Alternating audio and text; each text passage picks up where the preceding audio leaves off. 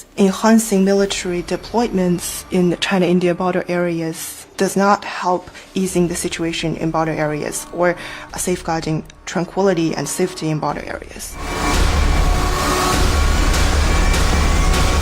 सुरक्षा परिषद में चीन लगा रहा था अड़ंगा। मोदी ने ड्रैगन की बर्बादी का बना दिया प्लान। बीजिंग में मचा बवाल, जिनपिंग को आया बुखार। दोस्तों, अभी ज्यादा दिन नहीं हुए जब चीन ने सुरक्षा परिषद में स्थायी सदस्यता को लेकर जहर उगला था। भारत की कामयाबी और बढ़ते दबदबे से सबसे ज्यादा दिक्कत चीन को होती है। भारत के हर विकास कार्यों में टांग अड़ाना उसकी आदत में शुमार हो गया है।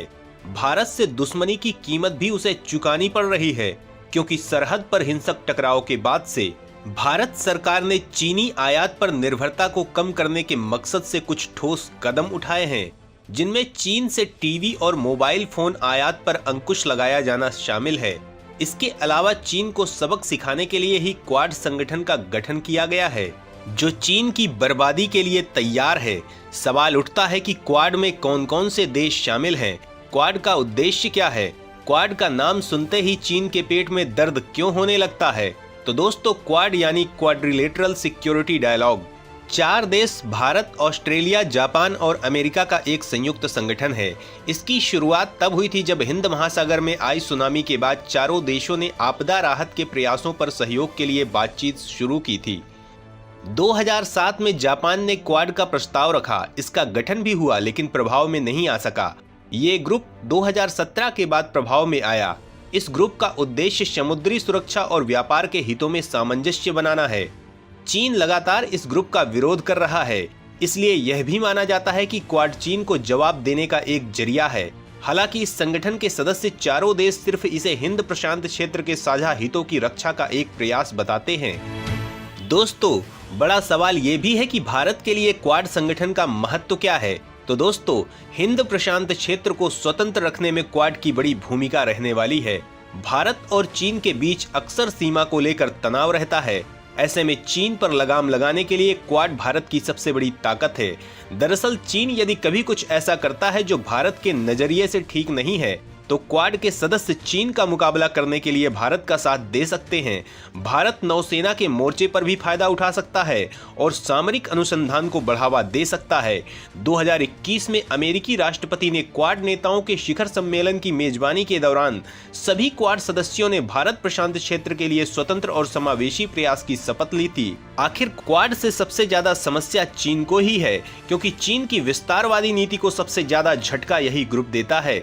चीन को सबसे ज्यादा परेशानी अमेरिका से है, जो लगातार हिंद प्रशांत क्षेत्र में दखल दे रहा है।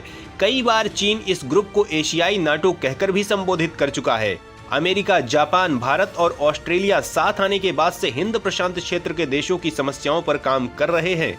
चीन के पेट में दर्द होने का कारण यही है। अगर ये चारों देश हिंद प्रशांत क्षेत्र में मजबूती से सभी समस्याओं पर पार पा लेते हैं, तो चीन का वर्चस्व कम हो जाएगा। दोस्तों, भारतीय सीमा पर जिस तरह से चीन ने सेना तैनात की और देश को आंखें दिखाने की जरूरत की, उसके बाद से लगातार भारत चीन के खिलाफ आक्रामक है। चीनी ऐप्स पर प्रतिबंध हो या चीनी व्यापार पर, इसके साथ ही विश्व स्तर पर चीन को घेरा जा रहा है, जिसकी भूमिका प्रधानमंत्री मोदी ने बनाई है। लेकिन सुरक्षा परिषद में भारत की स्थायी सदस्यता के खिलाफ चीनी बयान के बाद भारत का माथा गर्म है और प्रधानमंत्री मोदी ने उठाया है कुछ ऐसा कदम कि चीन में हाय तौबा मची हुई है। जिनपिंग के हाथ पांव फूल गए हैं। तो आखिर प्रधानमंत्री मोदी ने कौन से कदम उठाए हैं? विदेश मंत्री जयशंकर ने चीन को क्यों चेतावनी दी है? बीजिंग में क्यों हड़कंप मचा है? तो दोस्तों, इन सवालों के जवाब जानने के लिए वीडियो को अंत तक देखिए। भारत ने एलएसी पर किया जंग का ऐलान, भेजे 10,000 सैनिक, जिनपिंग लगे गिड़गिड़ाने। दोस्तों, भारत ने अपनी पश्चिमी सीमा से करीब 10,000 सैनिकों को हटाकर उन्हें एलएसी के पास तैनात कर दिया है। हालांकि अब तक भारतीय सेना या सरकार की तरफ से इसकी पुष्टि नहीं की गई है, लेकिन चीन की हड़बड़ाहट इसकी पुष्टि करती है। चीन ने कहा है कि एलएसी पर ज्यादा भारतीय सैनिकों की तैनाती दोनों देशों के बीच तनाव को कम करने के लिए सही नहीं है। न्यूज एजेंसी रॉयटर्स के मुताबिक चीन के विदेश मंत्रालय की प्रवक्ता माओ निंग ने कहा, हम भारत के साथ मिलकर सीमा और उसके आसपास के क्षेत्रों में शांति और स्थिरता के लिए काम करने को तैयार हैं। दोस्तों, कुछ दिन पहले ही चीन के रक्षा मंत्रालय के प्रवक्ता ने कहा था कि LAC बॉर्डर पर भारत के साथ फिलहाल स्थिति सामान्य है। 19 फरवरी को दोनों देशों के बीच 21वें राउंड की कॉर्प्स कमांडर लेवल मीटिंग हुई थी। इस दौरान भारत चीन के बीच सकारात्मक बातचीत हुई। चीन ने कहा था दोनों देशों ने LAC को लेकर एक दूसरे की चिंताओं को ध्यान में रखते हुए हल निकालने पर सहमति जताई है। हालांकि भारत ने कहा था कि चुशुल मोल्डो बॉर्डर पॉइंट पर 21वें राउंड की कॉर्प्स कमांडर लेवल बैठक में चीन ने देपसांग और डेमचोक के ट्रैक जंक्शन से सेना हटाने की भारत की मांग को ठुकरा दिया। वहीं जापान दौरे पर गए भारत के विदेश मंत्री जयशंकर ने चीन के साथ रिश्तों पर बात की थी। उन्होंने कहा था 1975 से 2020 तक बॉर्डर पर शांति थी, 2020 में सब बदल गया। भारत चीन कई मुद्दों पर सहमत नहीं है। जयशंकर ने चीन पर निशाना साधते हुए कहा था जब पड़ोसी लिखित समझौतों का उल्लंघन करे तो ये चिंता की बात है। इससे दोनों के रिश्तों की स्थिरता पर सवाल खड़े होते हैं। दुनिया बदल रही है, ऐसे में दूसरे देशों के साथ भारत के रिश्तों में भी बदलाव आ रहा है। इसमें उग्र होने की जरूरत नहीं है। दोस्तों, चीन की हिमाकत इतनी ज्यादा बढ़ गई थी कि वो देश के आंतरिक मामलों में भी बयान देने से नहीं हिचकिचाता। दिसंबर 2023 में चीन ने कश्मीर में आर्टिकल 370 को हटाने पर सुप्रीम कोर्ट के फैसले की निंदा की थी। चीन के विदेश मंत्रालय की प्रवक्ता माओ निंग ने कहा था इस फैसले का बीजिंग पर कोई फर्क नहीं पड़ता। भारत चीन बॉर्डर का पश्चिमी हिस्सा हमेशा से चीन का रहा है। चीन ने आगे कहा था हमने कभी भी भारत के एक तरफा और अवैध तौर पर स्थापित केंद्र शासित प्रदेश लद्दाख को मान्यता नहीं दी है। भारतीय सुप्रीम कोर्ट के फैसले से ये सच्चाई बदल नहीं सकती कि सीमा का पश्चिमी हिस्सा चीन का है। दोस्तों, भारत चीन विवाद में गलवान की घटना महत्वपूर्ण है। सवाल ये भी उठता है कि आखिर क्या हुआ था गलवान में जिसके बाद से भारत चीन सीमा में गर्मी बढ़ गई है। भारतीय सैनिकों को किस बात पर गुस्सा आ गया था? तो दोस्तों, 2020 अप्रैल मई में चीन ने ईस्टर्न लद्दाख के सीमावर्ती इलाकों में एक्सरसाइज के बहाने सैनिकों को जमा किया था। इसके बाद कई जगह पर घुसपैठ की घटनाएं हुई थी।